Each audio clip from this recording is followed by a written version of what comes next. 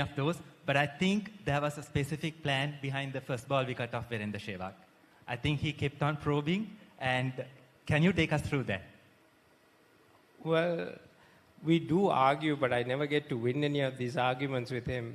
That's a funny story. But yeah, no, I think he bowled to Viru in 2010 against Delhi, and I was playing, and I was opening the batting with Viru for Delhi.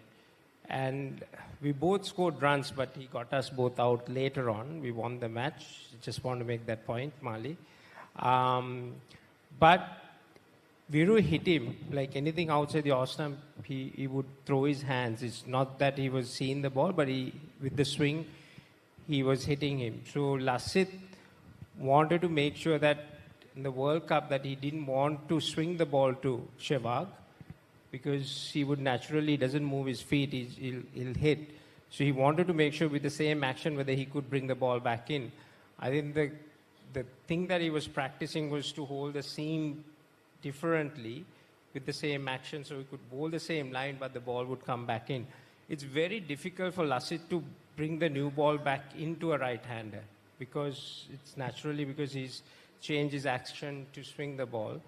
So that was the plan, and he executed it brilliantly. The same way with Sachin as well, like Marwan said, that we planned, he wanted to get his hands outside. He didn't want him to hit closer to him, because Sachin was very good at hitting the ball under his eyes. So he had bowled to Sachin many times at Mumbai net, so he knew exactly what he was capable of doing. So he said to us, we need this field. He wanted everyone to be wider. He had the two slips.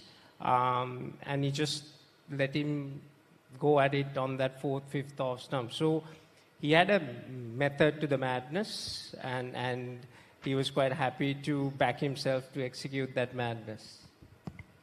So I think to complete that story, I mean, it will be criminal if we don't actually tell you how that strategy was formulated. And it goes down to 2010. Sri Lanka were playing a test match against India at Pisara Stadium. And Lasith took us through, that was the privilege we had, about how he saw Sachin getting impatient with time and pushing the bat hard at him. Like he would defend, and when you keep bowling at the same place, he would push hard at it. And he remembered that, and that was the same thing that he used in that World Cup final. Why I'm saying that is here, there are so many youngsters who are there who would want to learn the art of fast bowling, and this book is just about that.